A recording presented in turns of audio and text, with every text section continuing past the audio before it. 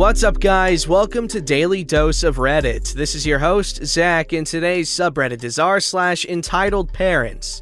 This story's called Letter to My Sperm Donor. Disclaimer: no offense was meant to actual sperm donation children. This was meant to be perceived as an inactive member of my family. Dear Redacted, over time, I have received the messages that you have sent to me through my mother. She has often gone against my wishes and responded to you with information concerning my life that I do not feel that you deserve to know, as you are not a part of my life. After the last past message of "Daddy loves you," I feel as though it is time for me to respond to you for the first, only, and last time, to give you closure as well as clarity. Firstly, you were only a father to my brother and I when it was convenient for you. You made it very clear that you did not like children, not even your own, and especially my brother. There was never a time that I felt comfortable coming to you about any of my feelings or issues, as you would normally shut me down with a complete lack of concern. You were cold, unloving, and never showed any compassion. I can remember maybe once that you attended any of the football games that I performed at. My mother was there helping out at the concession stands, painting the banner for the parade, and helping in any possible way that she could before she moved out. You were supposed to take over her responsibilities, all of which you did not. There were years that my best friend's mother financed band trips, stockings, and shoes for me. My band director paid for my uniform in order for me to be on the flag team because you never assisted with my extracurricular activities, which happened to be very important to me. There were too many horribly uncomfortable instances within your home that have scarred me. A daughter should never see her father's member as much as I did as a child, teenager, or adult. The first time was around Christmas. I was about 6 or 7 when you came into the living room while Redacted brother and I were picking out toys in a catalog and stood naked in front of both of us. That was not okay on any level. Oftentimes, I felt like you put it on display as you would stand in the bathroom naked with the door open after my mother moved out. You drank all the time. I hate the sound of a top being popped on a beer can and never drink so much as a canned Coke because of that sound. You were always gone hanging out with white trash scum like Redacted and Redacted, getting drunk and high when I needed you home spending time with me. As soon as you shut down your shop at 5 o'clock, you were gone. I knew that I could count on you being gone until late night. I spent countless nights at Aunt Redacted's house, eating hot meals and being around a family in order to get any sort of comfort for my loneliness. When I was in the 3rd grade, you took us to your mistress's home many times and left us in the living room playing Nintendo while you had sex with her in her room. Even then, I knew that something was not right about you going in there with her. You were caught years later with her in my bed. After all you put my mother through concerning that disgusting woman, you let her move into your house, of which I lived in as well. Redacted told me that she had an affair with you for 10 years. At this point, you and my mother had not been divorced for that long. For that, you are scum. I have never and will never trust a man because of your sneaky, heartless actions. I remember you choking my mother right before a funeral. I remember her tears and the red marks on her cheek. Why? Because her dogs were urinating on your floor. What was your solution?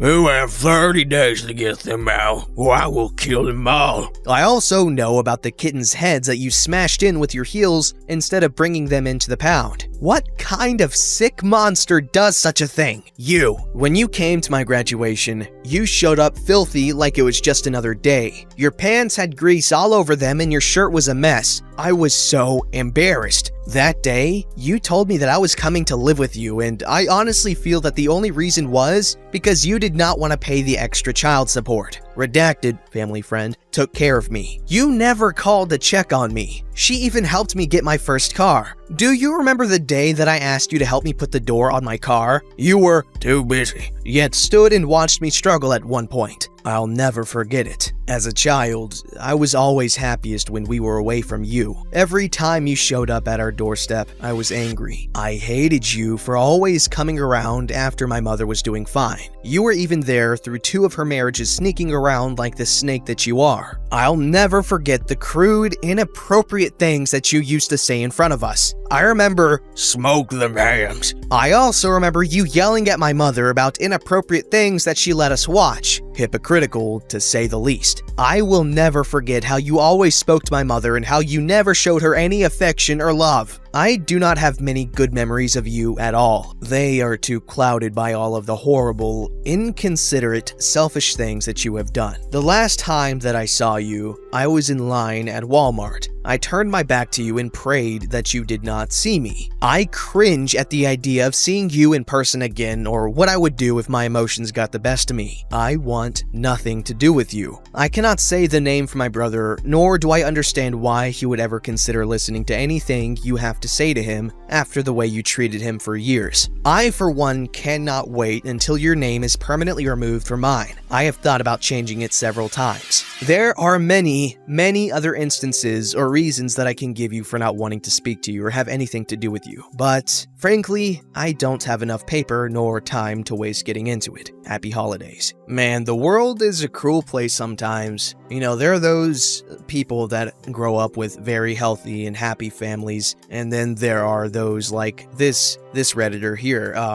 That's sad. It's really unfortunate because growing up with a horrible family, it kind of limits you in a way. Obviously, there are those who have had a bad family life and they still found great success, and that's amazing. However, they still did not start at a good place, which sucks because there's literally nothing that kids can do if their parents are horrible people. And obviously, we all hope that this Redditor here eventually recovers from any sort of traumas that she might have, endured as a result of her horrible father. Holy crap.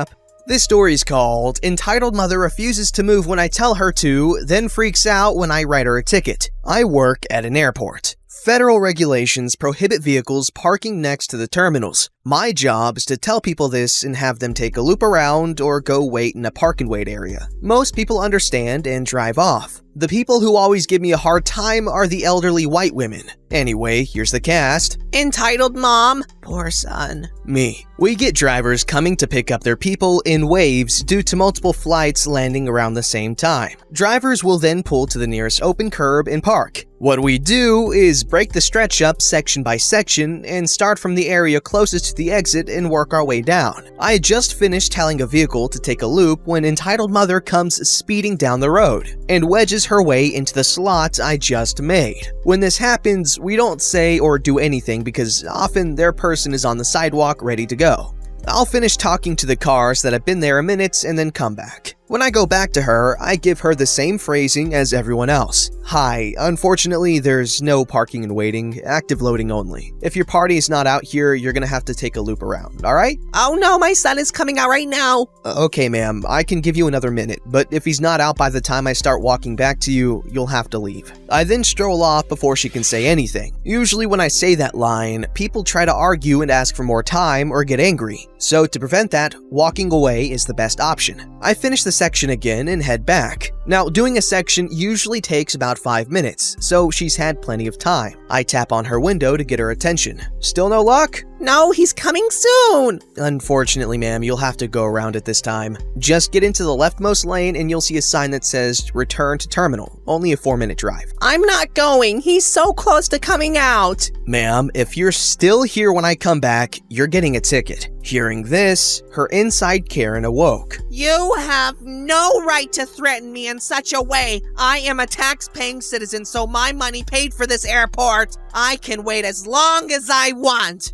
I don't argue with people, but I did notice the section was full again, so I just walked away. Finish it again in another 5 minutes. She's still there. At this point, I pull out my ticket book as I'm walking to her vehicle. Everyone on the sidewalk is smirking and giggling a little. They're enjoying the drama. I walk right past her window and stand in front of her car and start writing her plates. What do you think you're doing? You have no authority. You're not even a police officer. This is true. I am not police. However, I am airport operations. I have to enforce airport safety and protocol. When acting on behalf of my job, what I say is just the same as if it were from a cop. Ma'am, I have told you several times you'd have to take a loop around. Plus, you've had over 15 minutes to wait. She continues to yell at me, trying to create a scene and make me nervous to stop writing the ticket. It's also policy to not hand the person the ticket. We are to put it under the windshield wiper. I do just that. However, just before I do,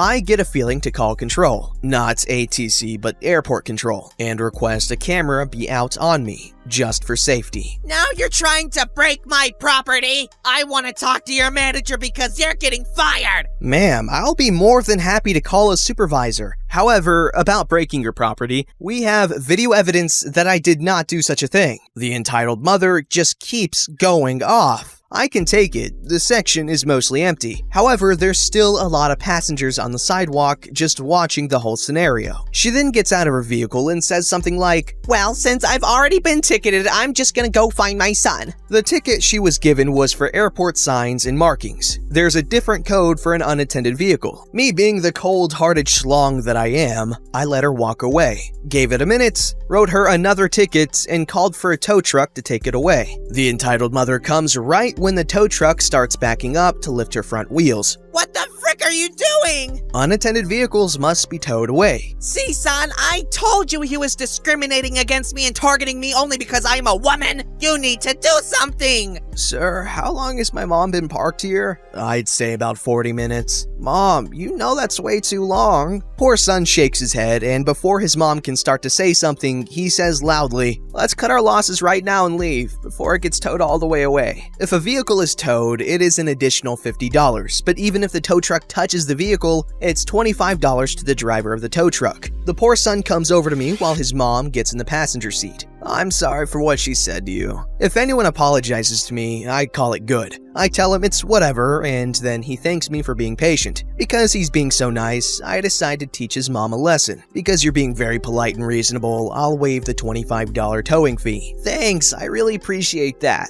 I'll be getting out of here right now." He then turns to the whole crowd. "I'm sorry for how my mom behaved and acted. If she offended anyone, I am so sorry." I take it he wanted to teach her a lesson too. I figure let's add on to it. "Sir, because people like you make my job easy, fun, and nice, I'll also void the second ticket." I grab it and walk away. Edit. I am trained in customer service, which is odd for a government entity, right? Well, anyway, I figure with this scenario, I could actually teach everyone a lesson. If you're a reasonable person and apologize or act responsibly, you won't get a ticket, or you can have one voided. My boss has said several times that tickets aren't a tool. They're the last resort of our enforcement. My goal is not to try and make the airport more money. It's to give people a good experience with their travels. So, in seeing that the son was apologetic, I wanted to reward him, and hopefully make everyone leave with a little hearted feeling that if I'm good to these people, they'll be good to me. If only everyone was like that ever. Now, I'm sure that there are officers of all sorts that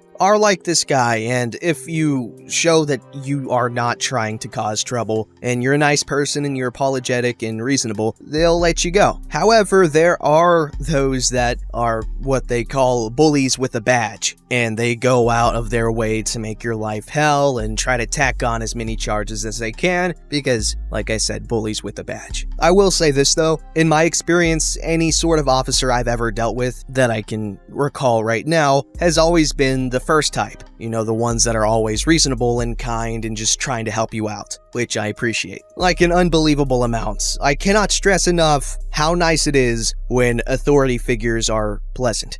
This story's called Entitled Mother Says I Shouldn't Be on the Bus Because of the Way I Dress. This is my first time posting here after following this subreddit for a while. Here's a little backstory. I am a very small, 4'10", 19-year-old. I dress emo, gothic. All you need to know is on this day, I am wearing a vest hoodie combo that has spikes and roses on it. This happened late last year, about August 2019. I dress a lot more emo gothic now. Here's the cast. Entitled mother, nice kid. Me. Yeah, boy. So I was on the bus going to a youth group I go to every Wednesday and Friday. It was about 3:40 p.m. on a Friday when this happened. I hopped on the bus, no problem. It was empty as usual. I sat at the front of the bus listening to music on my phone. Everything was fine until the next stop. The stop after the one I got on at. Cue entitled mother and her kid. The kid was around 5. He hopped on the bus before his mother. Nice jacket. Thank you. Then the kid runs down the bus and stands around in the walkway. The mother follows behind her son and notices me at the front as she walks in. She stops, looks at me up and down with a judging look. You shouldn't be on the bus dressed like that. Me, not sure how to respond.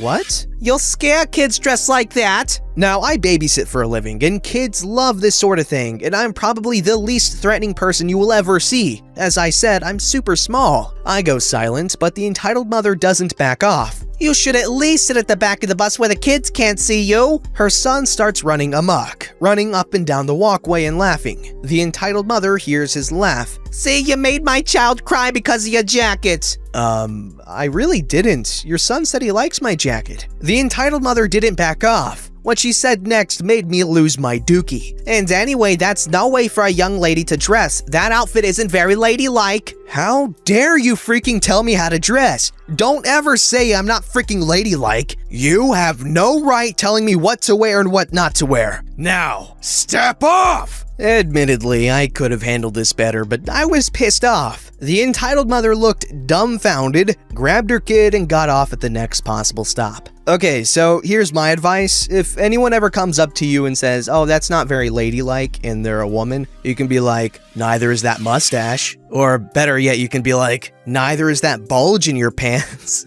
And if you think that's offensive because it's like, what if they're trans? Well, here's the thing. Obviously today there's no ladylike and not ladylike really because, people are more or less not giving a crap anymore. And they do and dress as they please, which is great because America, that's what we're about. Neither is that mustache, neither is that bulge. It's just pointing out their hypocrisy and idiocy and all the other issies. So it works on multiple levels. There we go. Don't forget to like, subscribe, and hit that bell to never miss an episode.